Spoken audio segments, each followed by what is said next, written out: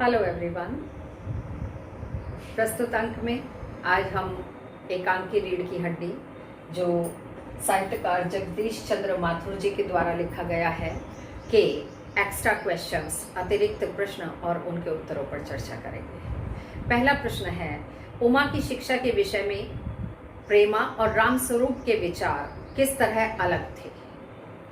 इनमें से किसके विचारों को आप उचित मानते हैं और क्यों? ये मूल्यपरक प्रश्न और उत्तर हैं, हमें अपने हिसाब से ही बताना है। उमा की शिक्षा के विषय में प्रेमा और रामस्वरूप के विचार अलग अलग थे। प्रेमा ये चाहती थी कि उमा को 12th तक पढ़ाया जाए, इंटर क्लास तक पढ़ाया जाए, जबकि रामस्वरूप जी उच्च शिक्षा दिलवाने के पक्षधर थे। उन्होंने अपनी बेटी को कॉलेज में पढ़ाया, अर्थात बीए पास करवाया। मेरी जहां तक बात है, या हम कहकर इसको लिखते हैं, इनमें से रामस्वरूप जी के विचार अधिक उचित लगते हैं, क्योंकि शिक्षा से मनुष्य का विकास होता है, वो चाहे पुरुष हो या स्त्री हो। उच्च शिक्षा पाकर व्यक्ति अपने पैरों पर खड़ा हो सकता है, उसमें साहस आता है जिससे वह अपनी बात उचित ढंग से कह सकता है। शिक्षा स्त्री पुरुष के बीच समानता लाने में भी सहायक सिद्ध होता है। और इसके अतिरिक्त रामस्वरूप जी के विचार से स्त्रियां समाज में उचित सम्मान और गरिमा पाने की पात्र भी बनती हैं। सेकंड क्वेश्चन है, गोपाल प्रसाद जी ऐसा क्यों चाहते थे कि उनकी बहू अधिक पढ़ी लिखी ना हो, ज्यादा से ज्यादा 10वीं पास हो, जबकि वे स्वयं शिक्षित थे? गोपाल प्रसाद जी स्वयं उच्च शिक्षित थे, पेशे से वकील थे। उनका बेटा शंकर मेडिकल की पढ़ाई कर रहा था, परंतु इसके बाद भी वे एक ऐसी बहू चाहते थे कि जो केवल 10वीं पास हो। उनकी ऐसी चाहत के पीछे उनकी संकुचित सोच रही होगी। उच्च शिक्षा प्राप्त लड़कियां अधिक जागरूक होती हैं, इससे वे अपने अधिकारों के प्रति सजग होती हैं, उनमें सोचने समझने और सही निर्णय लेने की क्षमता बढ़ जाती है। ऐसी लड़कियों को बहू बनाने से उन पर अत्याचार नहीं किया जा सकता, उन्हें डराया धमकाया नहीं जा सकता, और अपने ऊपर हुए अत्याचारों के विरुद्ध वे आवाज उठाना जानती हैं, मुंह खोलना जानती हैं। शायद इसीलिए गोपाल प्रसाद जी ये नहीं चाहते थे कि उनकी बहू पढ़ी लिखी हो। नेक्स्ट क्वेश्चन आता है, यदि उमा की स्थिति कम पढ़ी लिखी लड़कियों जैसी होती तो एकांकी का अंत किस प्रकार से होता? एकांकी की प्रमुख नारी पात्र उमा यदि बीए पास ना होती, सुशिक्षित ना होती, तो उसकी स्थिति कम पढ़ी लिखी लड़कियों जैसी ही होती। वह सादगीपूर्ण जीवन जीने के बजाय अपनी मां के कहे अनुसार सज धजकर गोपाल प्रसाद जी और शंकर के सामने आती। गोपाल प्रसाद और शंकर उससे अपनी मर्जी से तरह तरह के सवाल करते और वह सिर झुकाए उन सवालों का जवाब देने के लिए विवश होती। वह शंकर की चारित्रिक कमजोरी जानते हुए भी चुप रहती, सार्वजनिक नहीं करती उस बात को, और अपनी बातों को दृढ़ता पूर्वक और साहस पूर्वक न कह पाती। गोपाल प्रसाद और शंकर को तो ऐसी ही लड़की चाहिए थी। वे उमा को पसंद कर लेते, परंतु तब जब कम पढ़ी लिखी होती, और उस समय एकांकी का अंत सुखद होता। विघटन जो हुआ, वो जो चले गए गुस्से से भन बनाते हुए, तो उस तरह ना जाते, बल्कि रिश्ता तय होकर विवाह की तारीख तय हो जाती। नेक्स्ट क्वेश्चन है, लड़कियों की शिक्षा और खूबसूरती के बारे में गोपाल प्रसाद जी के विचार किस तरह अलग थे? एकांकी के आधार पर बताइए। गोपाल प्रसाद पढ़े लिखे सुशिक्षित वकील थे, उनका बेटा मेडिकल की पढ़ाई कर रहा था, परंतु लड़कियों की शिक्षा के बारे में उनका विचार कि लड़कियों को अधिक पढ़ा लिखा नहीं होना चाहिए, पढ़ाई लिखाई तो केवल मर्दों के लिए बनी है। इसके विपरीत वे स्त्री की खूबसूरती बहुत जरूरी मानते थे, वो चाहे मेकअप से ही क्यों ना हो। स्वाभाविक रूप से है सुंदर तो बहुत अच्छी बात है, नहीं तो मेकअप आदि लगाकर ही सुंदर दिखनी चाहिए। कुल मिलाकर यह महिलाओं के लिए एक उनका पैरामीटर था, परम आवश्यक था। यह इस बात पर वो एक बार को मान भी जाते हैं कि चलो मेकअप आदि नहीं लगा रखा, देखने में ठीक है। एक तो चश्मा लगा हुआ था लड़की का, दूसरा पढ़ी लिखी का पता चल गया, तो इसलिए वो बिल्कुल भी तैयार नहीं हुए। और उन्होंने मेकअप आदि की बात के संदर्भ में तो घर की महिलाओं का जिक्र कर दिया कि जी मान लीजिए हम लोग तो तैयार भी हो जाएं, पर घर की महिलाएं कहाँ मानती हैं, लड़कियों को तो मेकअप आदि करना ही चाहिए और इन्हीं के भरोसे तो कारोबार चल रहे हैं। यदि ये प्रयोग में नहीं लाएंगी तो कहाँ कारोबार चलेगा। और फिर अगर जो महिला मेकअप नहीं करती है तो वो सुंदर भी नहीं दिखती है। सबकी अपनी समझ है। नेक्स्ट क्वेश्चन, गोपाल प्रसाद और शंकर के सामने गीत गाती उमा ने अपना गीत अधूरा क्यों छोड़ दिया? गोपाल प्रसाद और उनके पुत्र शंकर के साथ उसके विवाह के लिए उमा को वो देखने आए थे। उमा अपने पिता रामस्वरूप जी के कहने पर मीरा के पद गा रही थी, मेरे तो गिरधर गोपाल और दूसरो न कोई। बहुत ही मग्न होकर वह गा रही थी। अचानक उमा की दृष्टि ऊपर उठ जाती है और वह शंकर को देख लेती है और देखते ही वह पहचान लेती है उसको। यह तो वही शंकर है जो लड़कियों के हॉस्टल में वहां घूमता रहता है, इर्द गिर्द छेड़खानी करता रहता है और वहां नौकरानी द्वारा पकड़े जाने पर नौकरानी के पैरों में पड़कर इसने अपना मुंह छिपाकर वहां से जान बचाकर भागना पड़ा था उसे। ऐसा चरित्रहीन लड़के के सामने उसका आत्मसम्मान उसे रोक रहा था कि तुम गाना मत गाओ, और इसीलिए उस पर नजर पड़ते ही अचानक उसने गाना बंद कर दिया। नेक्स्ट क्वेश्चन है, एकांकी में आपको शंकर के व्यक्तित्व में कौन कौन सी कमियां नजर आई, उनका वर्णन कीजिए। गोपाल प्रसाद पेशे से वकील हैं, पढ़े लिखे हैं। शंकर उनका पुत्र है, मेडिकल की पढ़ाई कर रहा है।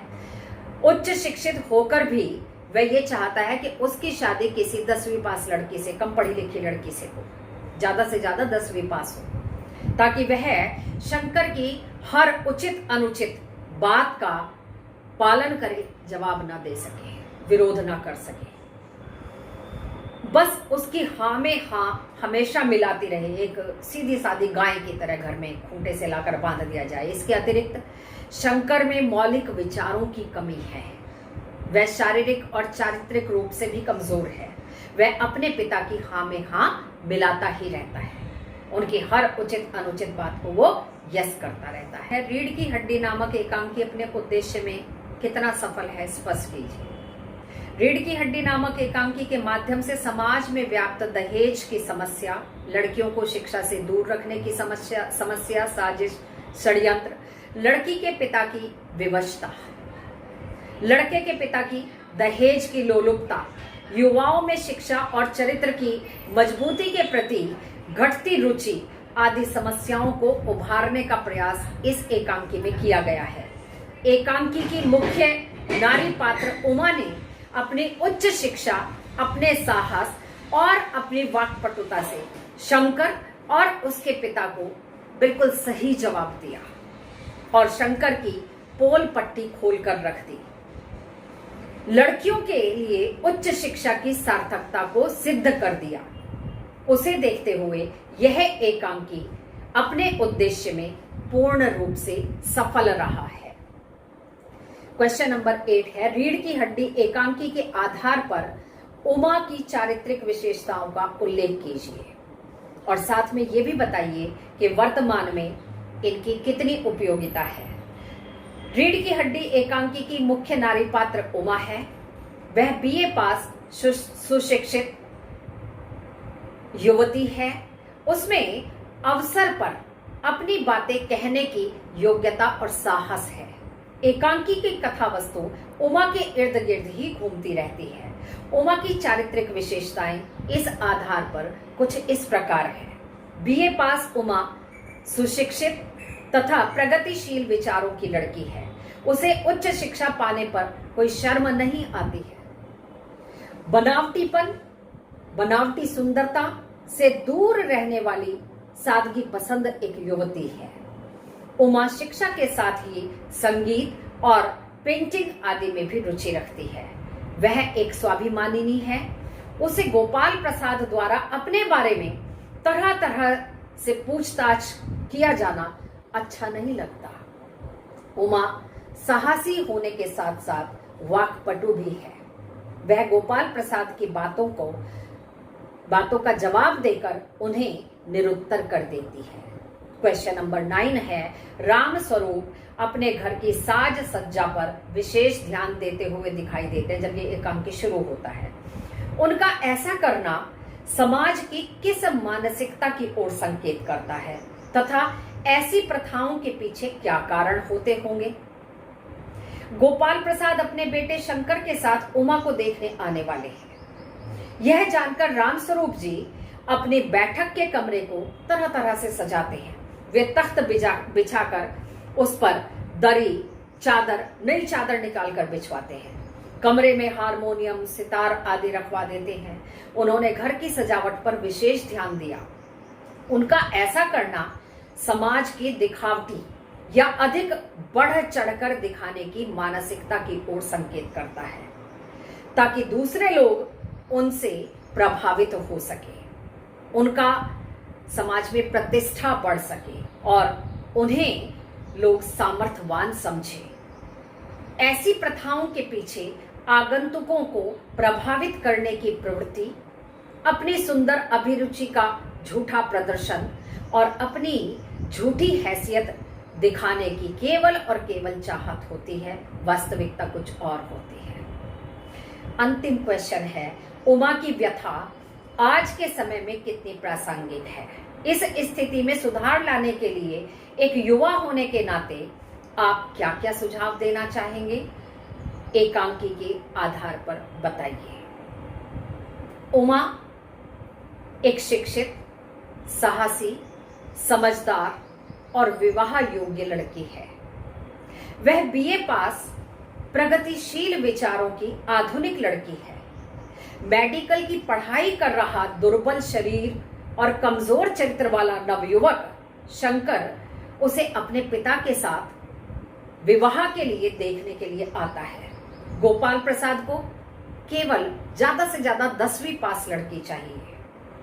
उमा को 10वीं पास ही समझकर वो उसे देखने आते हैं। गोपाल प्रसाद को 10वीं पास बहू चाहिए, इसलिए इसके अतिरिक्त बहू को गाना बजाना भी आना चाहिए, सिलाई कढ़ाई भी आनी चाहिए, कुछ इनाम प्राइजेस भी जीते हों। तरह तरह की बातें वो उमा के बारे में उमा से पूछते हैं, परंतु वह जवाब नहीं देती है, उसके पिता जवाब देते हैं। और अपने बेटे की जब उन्हें सच्चाई पता चलती है, जब उमा उसकी सच्चाई की पोल पट्टी खोलती है, तब उन्हें उमा की वास्तविकता का पता चलता है कि उमा कॉलेज में पढ़ी है और वह बीए पास अर्थात उच्च शिक्षा प्राप्त लड़की है। क्योंकि वो तो बहू जो चाहते थे वो ज्यादा से ज्यादा 10वीं पास चाहते थे, इसीलिए उसकी पोल पट्टी खुलना और इसकी उच्च शिक्षा का पता चलना उनके रिश्ते के नकारने का कारण भी बना। दूसरा, उमा की यह व्यथा समाज की बहुत सारी लड़कियों की पीड़ा है। उन्हें भी उमा के समान ही यह सब झेलना पड़ता है, सहन करना पड़ता है। इस स्थिति में सुधार लाने के लिए युवाओं को लड़कियों की उच्च शिक्षा का महत्व समझना चाहिए। उन्हें आगे बढ़कर लड़कियों को उच्च शिक्षा के लिए प्रेरित करना चाहिए और माता पिता यदि ऐसा चाहते हैं कि कम पढ़ी लिखी बहू आए तो उन्हें समझाना चाहिए। समाज में लड़कियों के साथ भेदभाव नहीं होना चाहिए, उसके लिए समाज में जागरूकता फैलानी चाहिए। इसके लिए युवाओं को आगे आना होगा दहेज जैसी कुप्रथा को मिटाने के लिए। जब तक आज का युवा, लड़के हों या लड़कियां, वो सामने आकर ये नहीं कहेंगे कि मैं दहेज लेकर नहीं जाऊंगी और लड़के कहेंगे मैं दहेज नहीं लूंगा, मैं बिना दहेज की शादी करूंगा, तब तक ये संभव नहीं है। और आप भली भांति जानते हैं कि दहेज के कारण बहुत सारी समस्याएं खड़ी होती है। कई जगह लड़कियों को मार दिया जाता है, कई जगह विघटन की स्थिति होती है, कई जगह प्रताड़ना झेलनी पड़ती है। तो तरह तरह की बातें देखने को मिलती है। ऐसा नहीं है कि सारे परिवार ऐसे ही होते हैं, परंतु फिर भी इन सब के प्रति हम सभी को शिक्षित होने के साथ साथ जागरूक भी होना पड़ेगा, तभी समाज से इस प्रकार की समस्याओं को समूल मिटाया जा सकता है, समाप्त किया जा सकता है। इस अंक में यहीं तक, अगले अंक में फिर एक नए विषय के साथ मिलेंगे। धन्यवाद।